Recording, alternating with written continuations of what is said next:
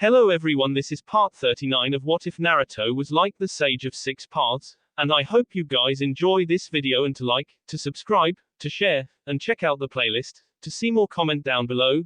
Now let's start the intro. They call me a god. They call me a god. They call me a god. Join my membership, the perks are great. It's in the description. Naruto stared out over the glittering waters that marked the natural boundary of Izu no Kuni. Over in the distance he could just about spot the violent edge of one of the island's many whirlpools. He thought about it as he watched the waters swirl, the endless currents pulling and tugging in a myriad of directions yet ultimately leading up to the same converging point at the center. It was very representative of life. It could take any number of paths or turns and you could struggle until your last breath, but the end result would always be the same. It would only take the most remarkable, or valiant or even luckiest of beings to escape the swirling vortex out into the calmer, peaceful waters surrounding it. The blonde chuckled lightly, wondering when he had become so pensive that he had almost begun to contemplate the cycle of samsara itself. He supposed it was only appropriate given what his eyes represented and were named for, paths included. He sighed as he turned, feeling a hand rest lightly on his shoulder as he smiled at Fu, the two of them turning to face Tayuya, Haku, and Honoka. You know, I really hadn't expected this. Despite the slightly saddened tone to the blonde's voice, he had a small, happy smile on his face regardless. I always knew our paths would have to diverge at some point, just not so soon.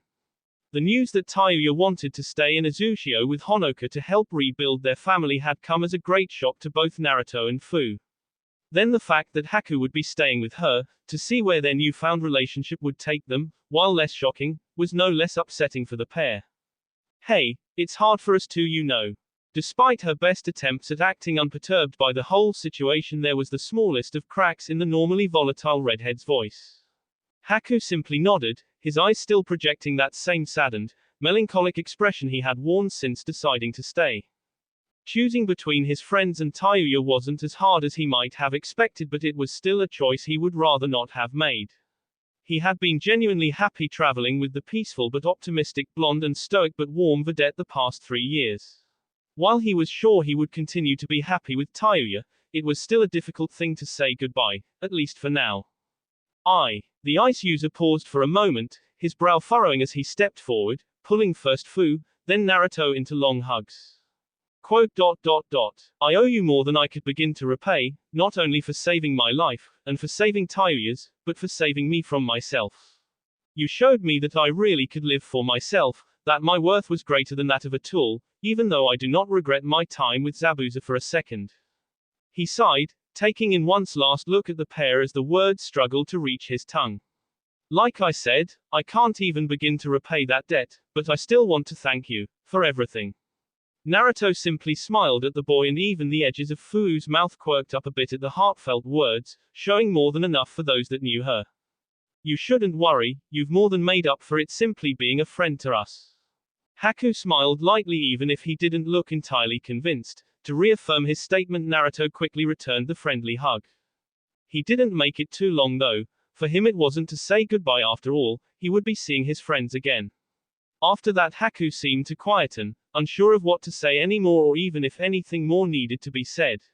In the brief moment of pause, Naruto turned to Tayuya, failing to keep the mildly expectant gaze from his features.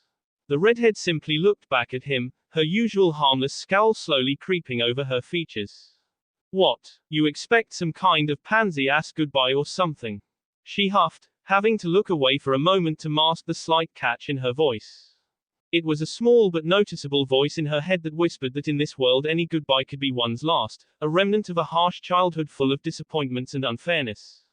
Naruto just smiled at the girl, not having expected much else from the confident, independent young woman he had truly come to enjoy knowing over the last few years.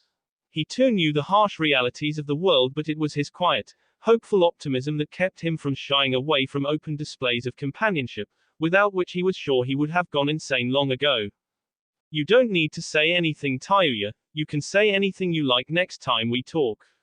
It was short, abrupt and rather anticlimactic, just the way he expected a goodbye with the newfound Uzumaki girl. Therefore it came as a shock when he turned to walk away, feeling content with the farewells already said, when a slightly smaller hand grasped his own. Before he really knew what was happening, he was spun around and practically thrown into a rough, mildly awkward and unpracticed hug. For a moment his rippled eyes widened in shock and confusion, staring down the flowing red mane of his longtime friend's hair as he felt her arms squeeze him a little too strongly for a friendly hug. After only a tiny moment's hesitation, he wrapped his own arms around her in turn, feeling her body tense around the unfamiliar contact. It was over in a few seconds, the two pulling away from one another as Tayuya looked down awkwardly, not having thought much beyond the rather impulsive hug that had even taken her by surprise. However, for once that stubborn part of the redhead did not speak up, telling her to make some sarcastic remark. "Thank you, Naruto." Her voice was small and a little unsure, but she quickly covered it up as she managed to just about lift her head to meet the taller boy's eye, some more confidence entering her tone. "I mean it. For saving me, for freeing me, for giving me another chance, for allowing me a life I would have never dreamed of before, for opening up something." Her eyes flickered over to Haku in a split second. A brief movement that Naruto just about caught, something I couldn't have even imagined happening for me. She took a deep breath, seemingly collecting her thoughts after basically splurging whatever was on her mind. She wasn't used to being so open with her words like this, and to her emotions were things to be kept hidden, precious and personal. "It's all because of you, and like Haku, I owe you more of a debt than I could ever hope to repay in this lifetime." She chuckled with genuine mirth, her posture finally relaxing into something more recognizable of the normal redhead everyone had come to know. "But at the same time, I know you would never hold me to anything, even if I might never quite understand why." Naruto just nodded, a large, warm smile spreading over his features as he practically felt the glow of Tayuya's released emotion flowing through her words. After a few moments of silence, though, Naruto realized everybody was looking at him, expecting him to say something, even though he wasn't entirely sure of just what to say to something so utterly heartfelt from the most unexpected source. I'm not quite sure what to say. Like I said, I didn't expect this so soon." The blonde looked down, once again feeling that rush of sadness at the thought of parting from such good friends, people he had lived with for the past 3 years. However, when he looked back up, his features were firm in their warm, soft smile. "I never really knew what it was like to have friends or family before the temple took me in. Even there I received only a glimpse of a normal life I might have had." All of his friends looked down at that, each thinking of their rough past and their rocky starts in life. However, they each looked up as Naruto directed his gaze to them, first to Honoka, then Fu, then Haku, and finally Tayuya. "Being with all of you is the closest thing to family I will ever have in this life, that I can guarantee you. So in a way, I owe each of you my own debt." Tayuya and Haku's eyes widened at that, and even Fu seemed a little surprised, each never having, though Naruto felt that way, or at least so strongly. "However, I know I'm going to repay that debt someday, because this isn't the last time we'll meet." His smile grew a little, raising the general air of the small beach they were standing on. "So how about no more goodbyes, all right?" Without any warning, the Rinnegan bearer touched his hand to the ground, and in an enormous plume of smoke a great, drill-beaked bird stood before them, observing the group curiously with its own ringed gray eyes. In a flash, Naruto and Fu were atop it, precariously holding onto the black rod protruding from its back. "Take good care of Azushio while I'm gone." He smirked fondly as he looked across as much of the island as he could one last time. "I'll hold you to your promise, Honoka."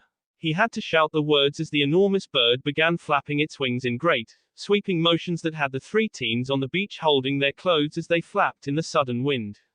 "Wow, he really knows how to make an exit, doesn't he?" Honoka finally broke the silence that had settled on the beach, much to the mildly amused chuckle from Haku and Tayuya. "Are you really sure about staying?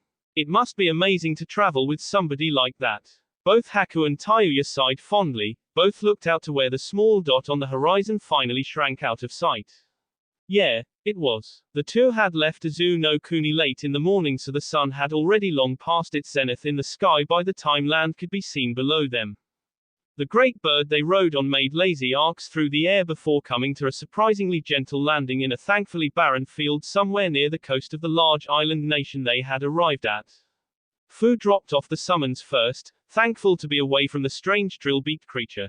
She was no stranger to flight, but this particular bird always sent a chill down her spine when it looked at her with its Rinnegan eyes.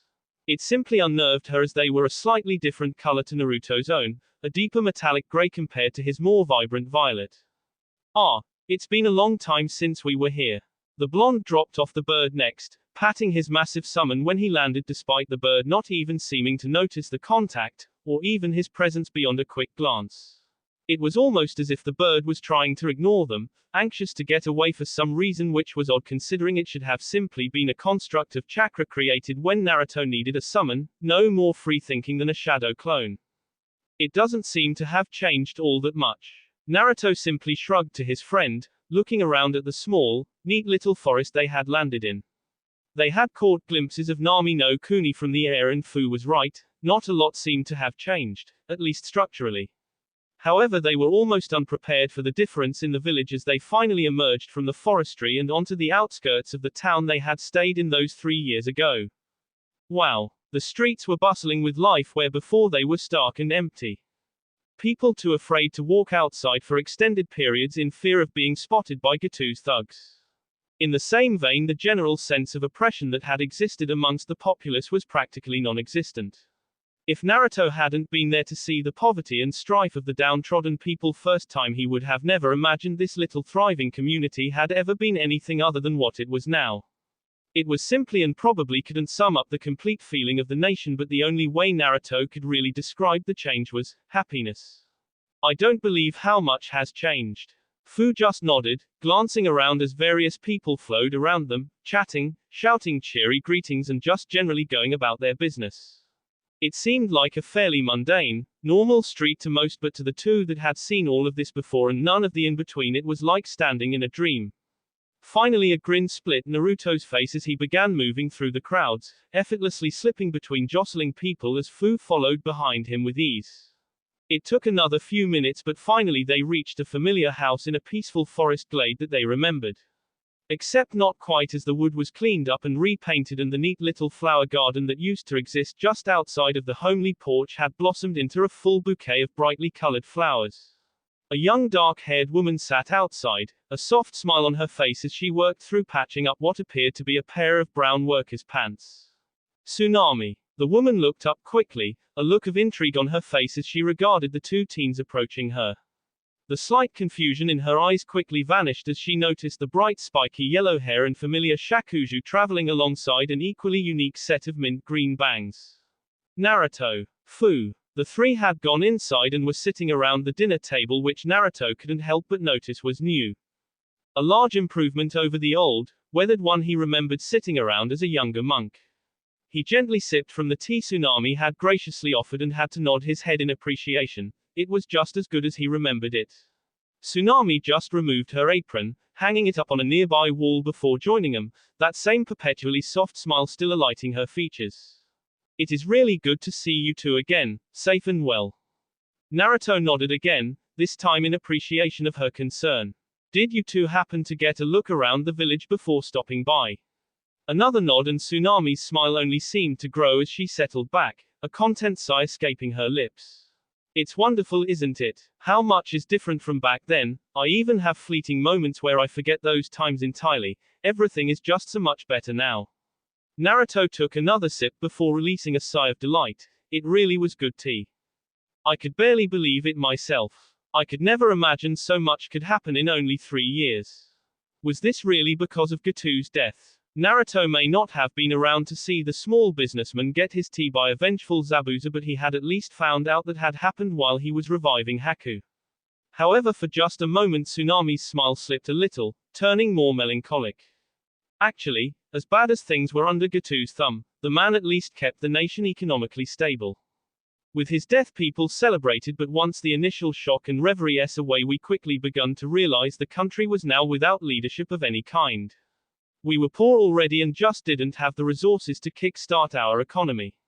Naruto frowned at that, wondering just how intrinsically Gatu had worked himself into this country's workings for his death to completely destabilize it. However, we were lucky. The warmth returned to the woman's face. With the bridge completed, we were once again connected to the outside world, and a young noble from High no Kuni noticed the situation we were in. He gave a substantial donation to help us get back on our feet, and everything you see here today was a result of his kind actions. That took Naruto aback for a moment, but in a good way. Such selfless altruism was rare nowadays, and it was good to see. However, Tsunami quickly laughed, a delightful, tinkling sound. I'm sure he probably did it to raise his profile in the courts or some such. Naruto simply shared the laugh, secretly hoping that wasn't the case, ever the optimist. So where are Tazuna and Inari? Tsunami took a quick glance over to the brown work pants she had been repairing as Naruto asked before looking back, her soft smile back.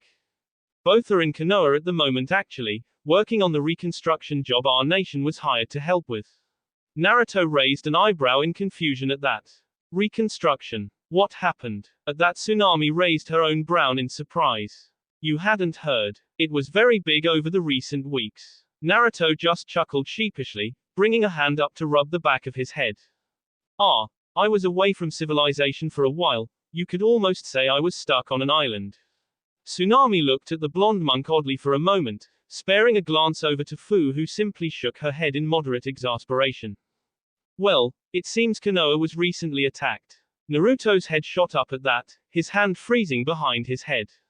Wait, attacked? By who? Was it the Akatsuki? The blonde may have been trying to sever those thin ties to his former home in his mind, but there were still innocent people there, people he didn't want harmed because the Akatsuki were looking for him. Tsunami just seemed confused by the outburst but looked up in thought anyway. No, I believe it was a place known as Soragaku that attacked them, apparently using some kind of machines that allowed them to fly. The woman chuckled lightly like she was sharing gossip between a group of young mothers. Then again, who can say what's rumor and what's the truth with all those fantastical things shinobi can do anyway? For all I know, some shinobi can walk through walls. Naruto simply frowned, thinking back to that group of flying men he remembered spotting on the boat journey over to Oni no Kuni. He had a feeling those weren't rumors at all. Supposedly they dropped explosives all over the village, and from what father told me when he came back on his last weekly break, it left a lot of the village damaged. She sighed, looking towards the picture on the wall showing their small family. At some point the L-out portion that held Kaiser's face had been re-added. Naturally Inari just had to follow his grandfather, wanting to see a real-life shinobi village for himself, even if it was just to repair the buildings there. She smiled, looking up at the two and noticing how close they sat to one another with a knowing smirk. He really looked up to you two, you know. You made a large impact on him while you helped our nation. He may never become a shinobi, and I can only hope as much for my own sake, but many of his beliefs came from seeing how you both approached the world. She chuckled again, wiping a small imaginary tear from her eye as she looked out the window to where the sun was already beginning to dip below the horizon. You should see him, acting stoic and mature around the girls. She gave a poignant loom at Fu, yet on the inside he's the same kind and caring little boy Kaiser raised him to be. At that even Fu smiled lightly, remembering the slightly irritating little boy that had constantly tried to attack her with a wooden kunai she herself had given him. I'm glad to hear it. Tsunami smiled as she took another sip of tea before her eyes widened a little, realizing how long they had been talking. Oh, listen to me, just prattling on. Was there any particular reason you came to visit? Naruto simply chuckled and waved the woman off. After the hardship the nation had gone through, the dimple fact she could sit here and just talk without concern was a great thing. No, we were just passing through on our way to Am no Kuni. Fu looked him with slight surprise, not having heard of this particular destination before now. She had, though. They were heading to Kaminari no Kuni to warn Kiribi of the danger Akatsuki posed. Naruto simply gave her a small glance, conveying that he would talk to her later about it in private. He had meant to tell her before, but it was a little difficult to hold a conversation with the high winds from riding atop his bird summon. Oh, I hear that country is rather isolationist. The woman looked down in thought, but it seemed that was really the extent of her knowledge on the little rainy country, and her bright smile was back in a moment. Well, I suppose I should offer you to stay the night. It's the least I could do after all. Naruto was about to kindly decline the offer so as not to impose on the woman's hospitality, but surprisingly Fu beat him to it.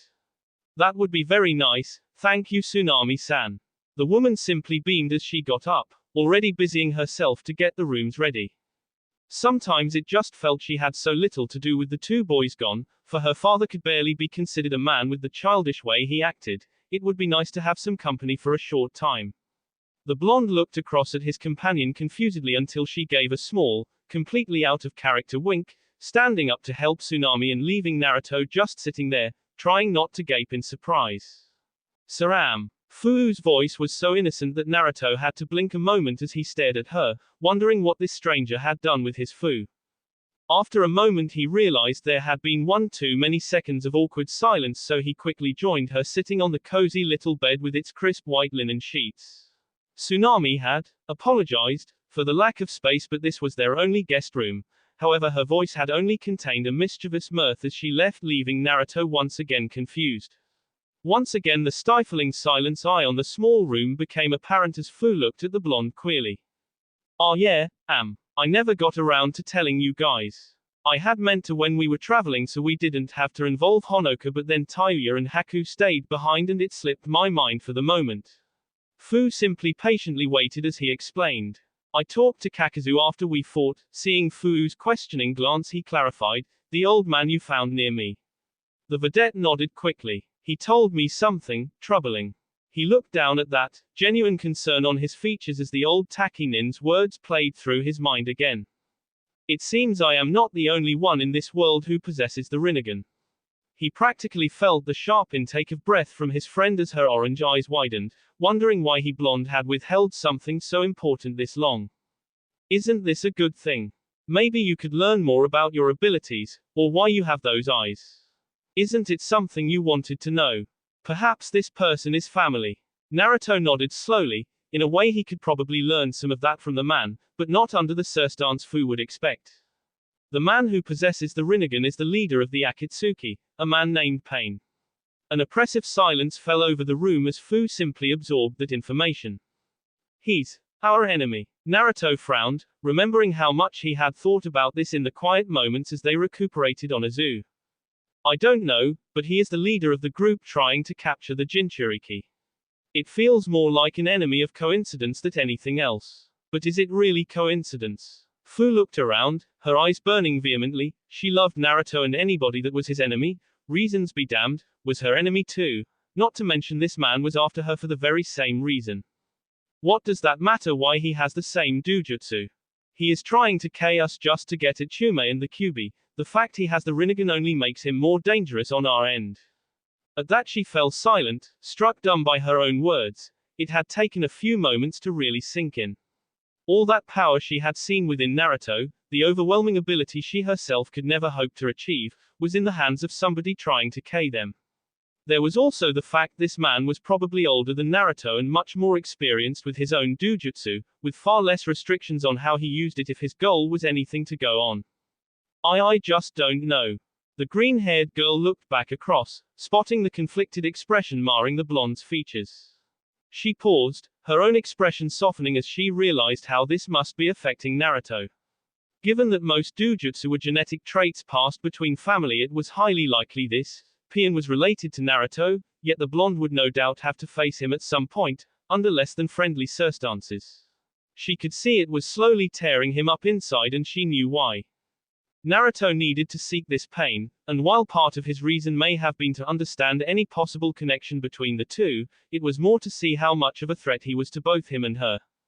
The blonde had only recently found out just who his family was, reconnecting with not one but two of his actual B relatives. To now find out that he had another, only for it to be his enemy, she couldn't imagine the turmoil running through the young monk's mind. So, instead of trying to understand, she attempted to help, gently reaching across and placing her hand atop his. Naruto looked up, broken from his thoughts by the soft contact, to see Fu looking at him intently. However, before he could say anything, the mint-haired girl had reached across and swiftly stolen AK. If you keep thinking about it right now, it will only make you stress. You will lose focus and become less effective, and that will help nobody. Sometimes you need to focus more on the most important detail instead of all of them. It sounded slightly cold, more like what a Junin might say to their genin student, but Fu tried to convey as much of her warmth and concern over her words, and it just about seemed to work as Naruto's shoulders visibly relaxed. Fu took that opportunity to lean in again, this time extending the K as Naruto gently reciprocated, simply enjoying Fuu's presence for the moment. Yeah, come on, I can smell breakfast downstairs. It was like an instant change in the girl. She practically shot out of the bed, still as the day she was born. The blonde simply chuckled to himself as he watched her quickly dash about the room, gathering up clothes that had been haphazardly strewn across the room randomly. Most amusing were the fishnet shorts the two had somehow managed to lodge atop the curtain bracket. Even Naruto didn't remember how that happened. After a moment or two though, his stomach grumbled noisily and he too got up, joining Fu in her search for their elusive clothing. The two left Nami no Kuni in considerably higher spirits than when they entered, greeting people in the streets congenially and sparing a few moments to those that recognized them. Naruto was surprised and inwardly pleased and a little excited by the impact the pair had managed to make on the little nation. Many people remembered how they had helped them when the country was impoverished without asking anything in return. By the time they actually managed to reach the great bridge connecting Nami with the mainland, it was already past noon, although that didn't stop them marveling at the amazing construct. Kibu Bridge. Appropriate. Naruto had to nod at whoever decided to name the bridge that. It really was a beacon of hope, telling the downtrodden that there was always a way out and to never give up. However, there was only so long the two could spend staring at a bridge and soon they were on their way again. However, Naruto was happily surprised when Fu hesitantly linked arms with him as they walked, enjoying her body pressed up against his side as they moved through the forest. So why don't we simply fly to Am no Kuni? They had been walking along in pleasant silence for a while, sometimes idly chatting about some of the things they had seen in Nami no Kuni. Naruto simply smirked at the question though, wondering if Fu would ask. It was almost as if he could no longer quite predict what the girl would say. It was almost as if she had changed overnight, losing some of that shy, introverted edge she had. Really? After all this time you're tired of walking? Naruto couldn't help but jest back at her. After all, she had gone silent and without complaint all these years now. Fu just gave him an even stare in return, making him chuckle half amused and half sheepishly. The girl could manage intimidating rather easily. I would think getting to Omegakure would be rather important considering what we found out. Naruto shrugged slowly. He had obviously considered the idea himself before dismissing it. The Akatsuki isn't going anywhere. In fact, if we wait long enough they would quite happily come to us. But in any case flying would be a bad idea. We would have to see right over High no Kuni, putting us at risk of attracting Konoha's attention. As indifferent as I profess to be to my former home, Fu raised a single eyebrow at that. I really don't want to involve them any more than I want to confront possible family. Fu's eyes narrowed briefly, searching Naruto's face for any hint that he was hiding something, but looked away, satisfied. We could fly around the bordering nations. Naruto shrugged again, more nonchalantly this time as he picked the pace up slightly, responding to Fu's subtle encouragements that she thought they should be traveling faster. Same problem really, especially as one of those nations we would have to fly over contains Takagakure. Fu looked down at that, just the smallest of frowns briefly passing over her features. It didn't go unnoticed by the blonde and he had to suppress a slight sigh. It didn't stop him from gently placing his arm around his lover's shoulders in comfort.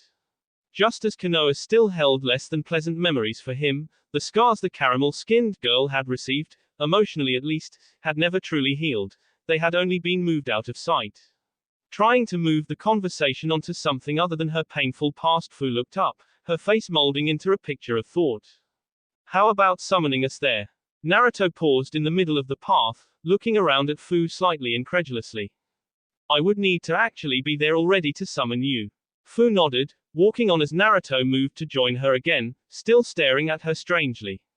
It really was odd to see her so talkative, especially about such an apparently inane topic. What about a clone? Naruto almost paused again, but Fu just carried on walking, so he stopped himself before he could. You know, in all this time I have never once tried to summon myself with a clone. In fact, Naruto couldn't remember an instance where one of his clones had ever actually summoned anything.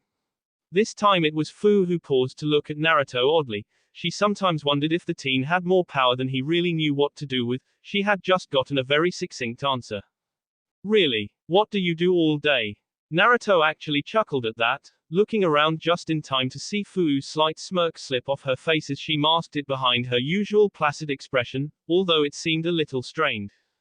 Well, let's see. Most recently I got up, meditated, went through my chakra control exercises. You and I had Shay. He received an impromptu light-hearted punch to the arm from a suddenly blushing mint-haired Jinchuriki as the vedette managed to impressively look everywhere except at her blonde traveling companion. He chuckled again at her expression, wondering just where this side of Fu had been all these years he had known her. It was like meeting a completely new person. Maybe that next step in their physical intimacy had been just what she needed to finally crack that shell around her she had built all those lonely years in Taki. It wasn't just him either. Coming through Nami, he had noticed that when people would recognize them, Fu would be far more animate in their conversations than she normally might. She would actually talk to them, even smiling when one or two of the younger children would call her Oni-chan. It was definitely a change Naruto could support. He enjoyed seeing the girl he loved finally breaking down those final few barriers and reintegrating herself into somewhat normalcy. You know, I was joking. Naruto was snapped out of his pleasant thoughts as Fuu's mumbled words reached his ears, the girl still managing to find the ground impossibly interesting. Yes, I know, but you are much cuter when you blush. He nearly broke out laughing again as he spotted the shade of red that had violently invaded the bridge of her nose start to spread to the edges of her cheeks. He supposed there was still one aspect about Fu he could rely on. The teen Jinchuriki certainly didn't know how to take a compliment. Anyway, I still think the clone is a good idea. Naruto raised an eyebrow before remembering the conversation they were just having. At this point Fu had just about managed to compose herself, the blush nothing more than a light dusting of pink on her cheeks, barely noticeable with her complexion. Oh, how so? I would still have to get the clone there, even if it could summon us. Honestly, the idea of summoning himself sounded ill-advised. If something were to go wrong, then there would be no way for him to fix it, as it would be him it affected. However, he decided to humor the girl for a while. After all, there was little else to talk about on the long forest path that stretched off seemingly endlessly into the shade of the trees. You could henge the clone into some kind of bird, let it fly ahead and then allow it to summon us once it reached a sufficient distance. You don't have to mock the idea. Naruto quickly shook his head, an amused smile fighting against his fabricated mask of seriousness. No, it's a good idea. In fact, I can only find one flaw in it. Fu blinked, unsure of whether Naruto was actually being serious or not as she leaned in a little closer unconsciously. Naruto's voice naturally had a way of drawing one in, joking or not, and she found herself immediately curious. What? Naruto just looked up at a random tree, hand on his chin as he struck an obviously over-exaggerated thinking pose, pausing for a few moments just for the suspense. I have no idea how to perform a henge. Fu almost face-faulted into the ground, only her natural unflappability and general poise stopping her. It didn't stop the smile from spreading over the blonde's face as he watched her incredulous reaction. How can you not know a basic technique like that? In hindsight, Fu couldn't remember an instance of Naruto ever actually using the fundamental shinobi techniques, but she had at least assumed that at his power he would know something so utterly basic to even an academy student. Naruto simply gave a non-committal shrug as they continued on down the winding path. The sun was making its steady descent down the sky, so the many shadows of the trees had begun to stretch out eastward. I'm not a shinobi, remember. I don't know the basic clone or the substitution techniques either. Fu blinked at that, trying to think of an instance of her friend using either jutsu. I only know the very fundamentals of the henge from when I was trying to create an invisibility technique, not the actual technique itself. Fu nodded at that, remembering her amusement and intrigue as Naruto created what he dubbed the moving henge. So does that mean? Fu stopped mid-sentence as she noticed Naruto had stopped, a frown flashing across his brow as he looked off somewhere to the west of them. The mint-haired teen followed his gaze up to what looked like an old fortress up on a hill, only its silhouette was really visible, backed by the sun. What is it? She turned back to her friend but already saw him carrying on down the path, that same frown still marring his features. Two shinobi are fighting in an old fortress up there, powerful ones. It was strange, their signatures that he could sense through the water vapor in the air were familiar and at the same time, similar to one another. However, he couldn't quite remember where or when he had felt this chakra before. It wasn't like with his practically eidetic memory, chakra signatures were more something he felt, and were more difficult to discern from one another. He felt as though it was right on the tip of his tongue just as he felt another presence enter his senses, this one instantly familiar due to the sheer magnitude of it. Ah, Samehada was right then, it is you. Practically all of Naruto's muscles tensed as one as Kisam's harsh tone sounded through the forested area, quickly followed by the very same man walking out of the tree line. He wore the usual Akatsuki robe along with an all-too-wide grin as he lugged the massive wrapped sword atop his shoulder. You know, Samehada has been bugging me for a long while now to come and find you, little monk. It just can't get enough of your delicious chakra. I don't know what it is, Samehada just says you taste like an all-you-can-eat buffet. Naruto almost quirked an eyebrow at the large wrapped sword that was practically vibrating in anticipation atop the former Kirinin's shoulder. What does the Akatsuki want now? I thought you couldn't come after me until the other Bayou was sealed. Kisame raised his brow at that, his smirk widening to show a row of sharp and suitably shark-like teeth. Well, aren't we a well-informed little monk? Naruto simply remained impassive. He had learned a lot more than about the Akatsuki's leader from Kakazu.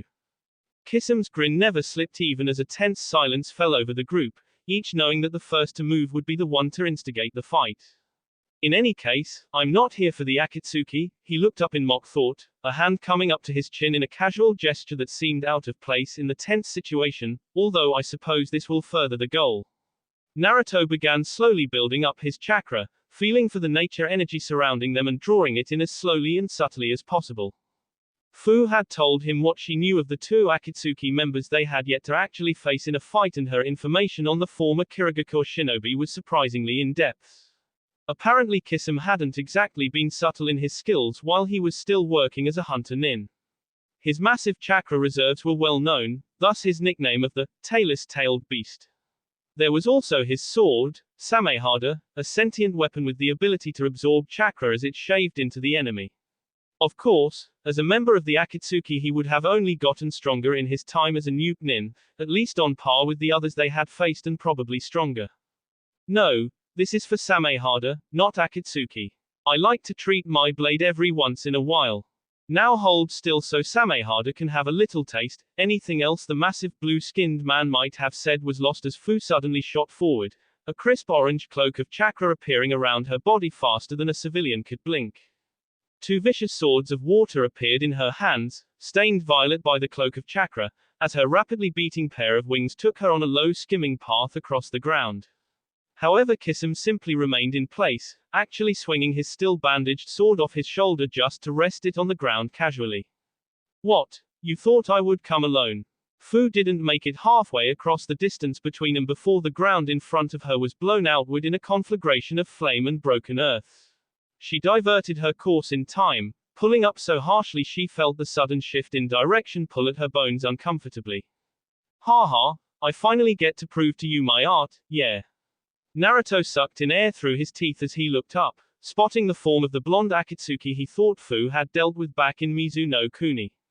He rode on a large white dragon, probably made of clay given what Fu had told him about the crazy artist.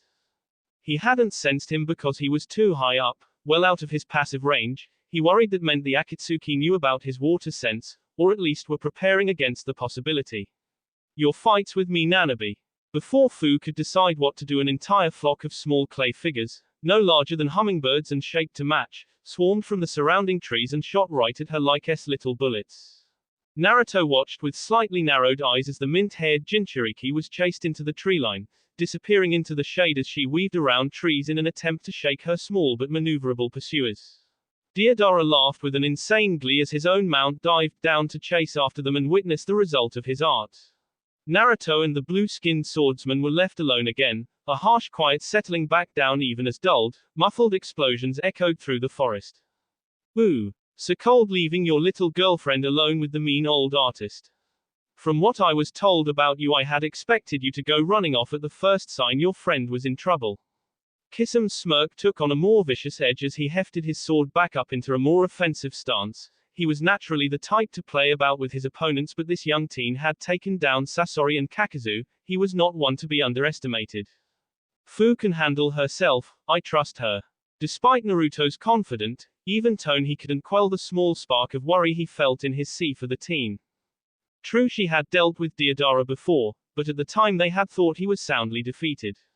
The other blonde now had only time to prepare to face Fu again, and he didn't want to know what the twisted artist had come up with for his friend.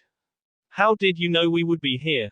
Kisum grinned, ignoring the agitated vibrations from his sword as it practically begged him to start fighting already. That's the best thing, isn't it? I had no idea you would be here. Me and Deodara were just supposed to keep people away from the two up there. Us meeting up is just a coincidence. He causally motioned to the massive fortress built into the hill where Naruto could still feel those same two shinobi fighting with a large, careless swing of his sword. Samehada can feel your chakra from miles away though, no matter how hard you suppress it, the smell is just too exquisite for it. Naruto spared a glance to the sword which was still quivering just from being in proximity to him. He supposed it must be all the Bayu inside of him. However, it seemed Kisum had grown tired of simply talking as the massive blade was finally raised into an offensive stance. I suppose there is no peaceful way to settle this. Naruto supposed he had to try at least, even if the cruel glint in Kisum's beady eyes told him everything he needed to know. Of course there is. Naruto raised an eyebrow but didn't allow the tension to leave his body. He had nearly gathered enough chakra to enter sage mode. You come with us quietly and allow us to el the Bayu out of you and your little girlfriend. The shark-like man grinned even wider as he took a step forward, hefting his weapon to point at the young monk. I'll even spare you one of your arms or legs, how's that sound? Naruto simply released a single breath in a long sigh as he closed his eyes, mildly disappointed.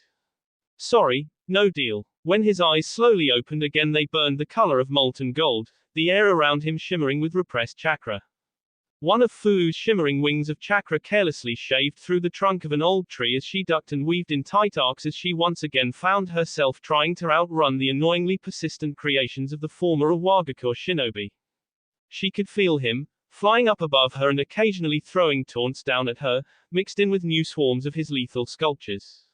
The tree behind her crashed to the ground, taking out a few of the little white hummingbirds that in turn exploded and carved great swathes from their numbers.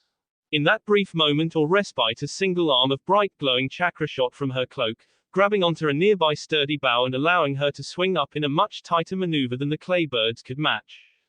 Deodara's eyes widened when he suddenly found Fu careening up towards him, moving so fast that the air at the edge of her flickering wings created small white trails. He tried to force his mount to turn out of her flight path but it was too late and not a moment later a spinning blur of orange drilled straight through the much larger dragon. Before the bomber could even detonate the clay, the corrosive properties of the Bayu shroud infected the pure white substance, wresting control away from him and allowing the dragon to fall harmlessly to the ground, already dissolving without the magnificent explosion he had been waiting for. Don't deny me my art, yeah. Fu came to a hovering stop some distance above him, having had to slow down her spin without completely throwing herself off and losing control of her wings. It was always harder to use her drilling spin going up, but she managed, coming out of it in an elegant arc, looking down at Deodara with that same emotionless, disinterested expression that seemed to irritate him so much last time. Sure enough, a scowl broke out over his features as he thrust his hands back into the pouches on his waist. Fu noted that he had brought a lot more than he had last time. Don't underestimate me, He his hands together and when he brought them apart 3 small clay dragons were wrapped around his wrists. They didn't stay that size for long though and soon Fu was staring down at 3 large white dragons, each the size of the blonde's previous mount. You're nothing more than a test. A stepping stone for my art to reach the next level and finally be enough for him. He spat the last word in contempt as he shot a scathing look towards the fortress that lay silently below them in the waning light of the evening. He didn't seem entirely focused on the fight so Fu decided to remind him that he was in the middle of a fight as she darted down. Deodara looked around to see Fu take a deep breath, her chakra-shrouded sea expanding much more than should have been physically possible before she breathed out an enormous cloud of glittering dust that immediately caught the dimming light streaming over the horizon, reflecting it so many times it was like a small sun hovering in the sky. However, the mint-haired girl wasn't prepared for Deodara to suddenly burst through the cloud of dust. His long blonde bang moved to cover his usually exposed eye to reveal some kind of device over the other. A grin alighted on his face as he saw his opponent caught unawares, signaling for 2 of the dragons to break off and encircle the girl. You think I wouldn't be prepared for your tricks? Your art is stale and lacks vision. My art is only evolving, growing and becoming better, because my art is an explosion. Fu braced her body for the explosion she had been expecting, however there was no flash of light or burn of fire. Instead, she was surprised to feel something soft and sticky wrap around her body, and when he opened her eyes she saw that the two dragons had indeed exploded, but into a softer, almost liquid clay that had proceeded to cover her in a bubbling white paste. His eyes widened at the implications of that even as Deodara's grin widened, his hands moving into an all too familiar hand seal. Katsu. The sky lit up in a plethora of yellows and oranges as a great plume of flame rose into the sky, quickly washed away as a great shockwave of air across the sky, scattering clouds and blowing smoke across the entire area. Deodara strained his eyes to peer through the smoke, looking for the falling, charred body he wanted to see. He had seen how the girl moved the last time they fought, and he knew he had to somehow restrict her movements if he wanted to catch her in his art. Clouds began to gather above him, darkening the sky as the low rumbles of thunder began to make themselves known. Slowly rain began to fall, dispersing the dust enough for Deodara's enhanced eye to pick out a small, curled-up form within the smoke. Slowly Fu unraveled her body, the bubbling, incoherent six-tailed cloak she had been forced to form slowly receding into her body until only wings remained to keep her aloft. Her body was littered in light burns and her clothing was charred, but she was otherwise unhurt. Deodara's eyes narrowed in rage as his hand curled into a fist. However, before his scathing, enraged remark could leave his lips, the sky chose that moment to unleash its wrath. The first strike cracked the earth beneath Naruto's feet as he blocked it with a thick black rod of chakra. Kisam's strength was immense, but with nature energy surging through his system, Naruto was actually stronger, and bit by bit he was able to start pushing the larger man back. However, Kisame wasn't a master swordsman for nothing and was easily able to use Naruto's momentum against him, allowing the younger teen to lunge forward as he suddenly changed his grip, spinning around to gouge a pound out of the blonde's back. Samehada met its mark but only received a few strips of cloth and a cascade of sparks for its efforts as it ground against the monk's tough Asura path before Naruto jumped away. The Rinnegan bearer frowned as he shucked his light, airy haori, leaving him in just his loose brown pants and traditional sandals. The chakra rod in his hand crumbled away into dust as the chakra holding it together finally fell apart, too much of it absorbed by the hungry blade. It would appear he would need something more permanent to face such a blade wielded by such a skilled swordsman. His hands were quickly wreathed in blue and red flames before being brought together. Banbutsu Suzu, Tenbogiri, he brought his hands apart and in between them a long, intricately carved wooden pole began to appear, engraved lovingly with light golden patterns of winding vines that looked so detailed it was as if the plants themselves wreathed the shaft. At the base of the weapon a long plume of fine red threads cascaded down, brushing the floor gently. The top though was tipped by a razor-sharp and curved blade that glinted dangerously in the dimming light trickling through the trees. In under a few seconds Naruto was carefully holding a long, gleaming Naginata in his hands that even Kisame had to stop and appreciate for a few moments. Hey, nice blade. Bit of a presumptuous name though, don't you think? Naruto simply allowed a small smile to tweak up on the corners of his mouth as he settled back into what looked like a well-practiced stance, his weight towards his back foot. Why don't you find out? Kisame grinned broadly as he once again altered the grip on his blade, opting for a strong one-handed grip, and he rushed forward, the ground under his feet bursting back as he sped forward. His first lunge was dodged as Naruto slipped to the side, using the advanced senses nature energy gave him to preemptively predict the strike. He ducked under the follow-up swipe that passed over his head, so close he could spot the individual scales writhing beneath the clean white bandages wrapping the blade. He tried to sweep Kisame's legs out from under him, but the man simply drove his sword into the ground, blocking the finely crafted Naginata from connecting. Hey, you're good kid, but stick to stuff you know, blades are my thing. Naruto just smirked as he revealed the hand he had taken off his blade to point at Kisame's sea. Good advice, Shinra Tensei.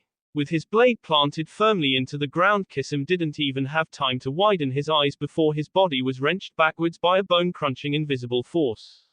Naruto gazed into the small line of destruction the large Akatsuki member had gouged through the forest. After a few tense moments he staged back into the small clearing they had been using as a battleground. His robe was hanging off his body, so he quickly shucked it, leaving him in the same state of dress as Naruto. I didn't think you monks were the eye for an eye type of people. Naruto shrugged nonchalantly as he span his blade and returned to a ready stance next to where Samehada was still planted eye on the ground. He would have to keep Kisame as far from that blade as possible to give him enough advantage to finish this quickly and get to Fu. I liked that Haori. Kisame grinned as he spat out a wad of bee, experimentally twisting his torso to make sure he had full maneuverability. However, before either could make another move, rain began to fall from dark, angry clouds that hadn't been there a few minutes ago. Moments later there was an enormous flash of light as the skies were viciously rent open. That will be all for this video. Be sure to like, subscribe, share, and comment down below for more videos. Goodbye.